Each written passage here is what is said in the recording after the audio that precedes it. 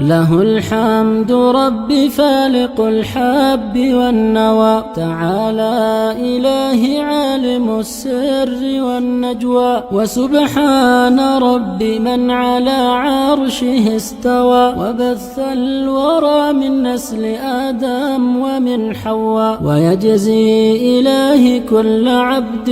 بما نوى، إليه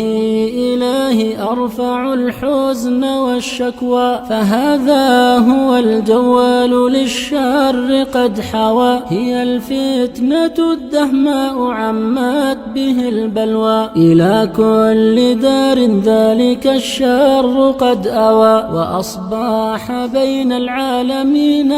كما العدوى، وقد صار فيه الناس أتباع للهوى، وقد صار عند الناس أشهى من الحلوى، فكم من بني الإسلام في ناره اكتوى، وكم من فتاة أيها الناس قد أغوى، على العشق والأفلام والخسة انطوى، ومثوى البلايا بئس ذلك من مهوى، فهذا ببحر الفسق والعشق قد هوى، وهذا بلا عقل يراسل من يهوى، وكم من تقي فيه قد ضل أو غوى، فكيف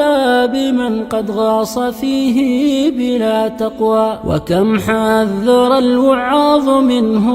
وما احتوى عليه من الإفساد والشر والأدوى، ونادوا جميع الناس في كل مستوى، وأن لعبد ضاع أن يسمع الفتوى، وكم حذروا من نار نزاعة الشوى، وأجسادنا هذه على النار لا تقوى، فطوبى لمن للخير والبر قد نوى، يبلغه ربي إلى جنة المأوى، وسحقا لعبد يتبع النفس والهوى، ويشتري الكراث بالمن والسلوى، وصلوا على من ليس ينطق عن هوى، ومن كان خير الناس بالبر والتقوى، كريم السجايا صاحب الحوض واللواء، بذكر